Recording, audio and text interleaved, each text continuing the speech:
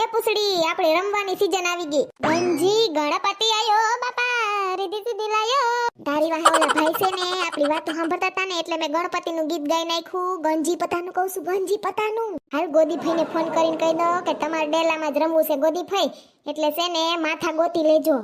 ને ઓલી નીમુડીને તો કેવું જ નથી, ઘરની જીતવા માંડે ને એટલે એમ કે ઓય માં માર હાથર દુખે, ઓય માં માર ઢીંઢામ ટસાક્યું થઈ ગયું, ઓય માં મન કોરતર થાય છે, ભાગવા માંડે ફોટ. હાલો ગોદીભાઈ, સોનલ બોલું. એ કહો તમારા ડેલામાં માથા ગોતી લેજો, આપણે ગંજી પતે રમવા હાટું હો ને. હા ને ઓલી કોડારી નીમુડીને ના કેતા, બહુ કડા કરે કા. હા ને સાંભળો, બાયુને એમ કહેવાનું કે જે સાની રહુડી હોય ને એને કે ફરજિયાત બધાયને સાના રૂપિયા કાઢવાના, બરાબર ને?